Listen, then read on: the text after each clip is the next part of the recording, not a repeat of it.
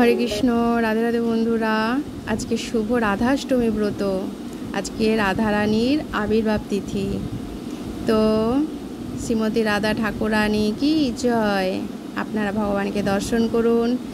মঙ্গল আরতি হয়ে গেছে, আর 3:30 সময় ঘুম থেকে উঠে পড়েছি, আর 4:30 মধ্যে মঙ্গল আরতি হয়ে গেছে। প্রতিদেব আজকে মঙ্গল আরতি করেছে, শৃঙ্গার করে নিয়েছে, আর আমি চলে এসেছি রান্নাঘরে। সকাল সকাল রান্না বসিয়ে দিয়েছি, যেহেতু বাড়িতে থাকবো না, গুরুদেব যেতে বলেছেন, গুরুদেবের কাছে যাব। তো আমরা যাচ্ছি নবদ্বীপে, ফার্স্ট ট্রেন ধরবো বলে এত সকাল সকাল রান্না করে নিয়েছি। আর মেয়ে 12টা পর্যন্ত ব্রত করবে, তারপরে অন্নপ্রসাদ পেয়ে নেবে। আর ওর শরীরটা একটু খারাপ, তার জন্য বাড়িতেই রয়েছে, ওকে নিয়ে গেলাম না। আর শাশুড়ি মা তো ব্রত করে না, তো উনিও অন্ন পাবে, তো ওনার 2 বেলার খাবার দিয়ে গেছি।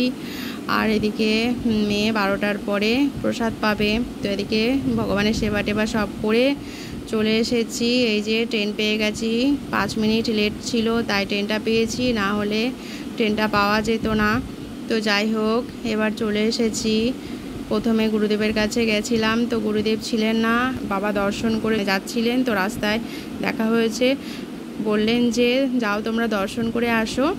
তো আমরা দর্শন করতে এসেছি। তো মহাপ্রভুকে আমরা দর্শন করেছি, কিন্তু আপনাদেরকে দর্শন করাতে পারিনি।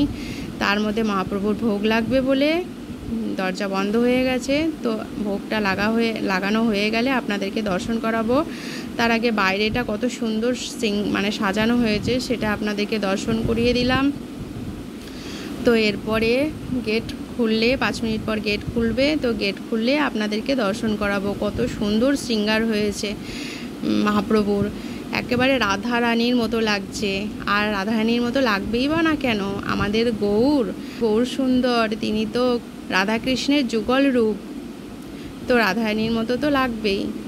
তো যাই হোক, কলিযুগের আমাদের মহাপ্রভু রূপে অবতার শ্রী চৈতন্য দাস বাবাজির মহারাজ, বৈষ্ণব শিরোমণি, ওনাকেও দর্শন করে নিলাম, পরিক্রমা করে নিলাম, প্রার্থনা করলাম।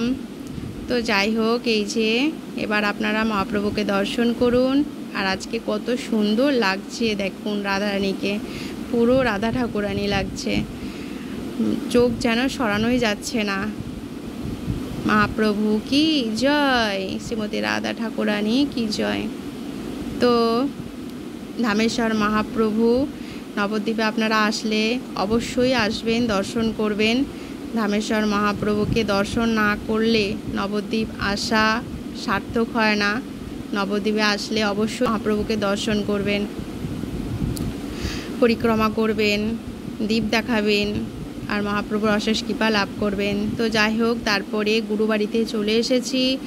আর গুরুবাড়িতে এসে অনেক সেবা ছিল, সেগুলো কমপ্লিট করেছি। আর তারপরে মাতাজিরা এসে আলু আমরা ছুলিয়ে রেখেছিলাম যেটুকু পরিমাণ লাগবে, তো লঙ্কার বোটা বাছা থেকে আলু ঝোলানো থেকে অনেক সেবাই ছিল, এগুলো কমপ্লিট করে রেখেছিলাম। মাতাজিরা এসে আলুগুলো সামান্য করে নিচ্ছিলেন। আর এদিকে বাবা অভিষেক স্টার্ট করে দিয়েছেন, সমস্ত যোগাযন্ত্র করে দেওয়া হয়েছিল।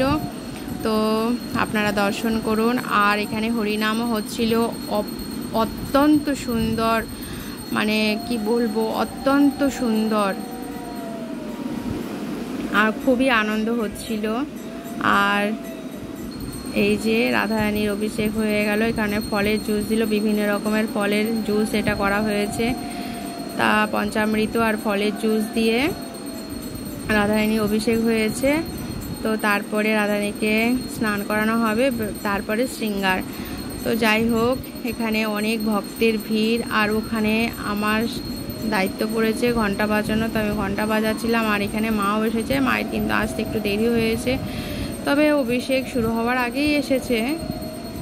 আর আমরা তো গুরুদেবের বাড়িতে 6:30টার সময় পৌঁছে গেছিলাম। তো এখানকার সেবা কমপ্লিট করে হয়ে গেছে। আর এখানে রাধারানীকে ভোগ লাগানো হবে। এবার আমরা একটু চরণামৃত পেয়ে নেব, তো সেটারই ব্যবস্থা চলছে। এই যে এখানে মাতাজিরা চরণামৃত দিচ্ছে সবাইকে। আর ওইদিকে রাধারানীর ভোগ লাগবে, যেহেতু একাদশীর মতো ব্রত, তাই অনুকল্প প্রসাদই ভোগ লাগবে। পরের দিন প্রসাদের ব্যবস্থা গুরুদেব করেছেন। সব ভক্তরা গুরুদেবের এখানেই প্রসাদ পাবে। তো আমাদের থাকা হবে না, কিন্তু তবুও গুরুদেব বলেন যে থাকার কথা।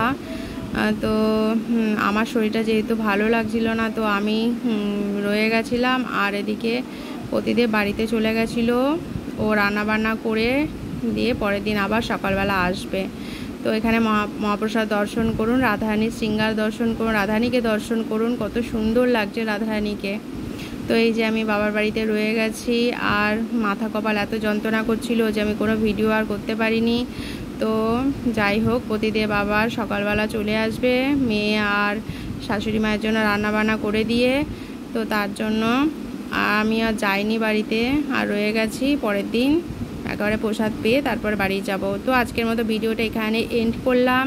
আপনারা সবাই ভালো থাকবেন, সুস্থ থাকবেন, দেখা হবে পরবর্তী ভিডিওতে। তো এদিকে আমার গৌরদাদাও ঘুমিয়ে পড়েছে। আর আজকে দিনটা অনেক আনন্দে কেটেছে, আর আজকে প্রচণ্ড গরমও ছিল। তো যাই হোক, হরে কৃষ্ণ, হরি বল।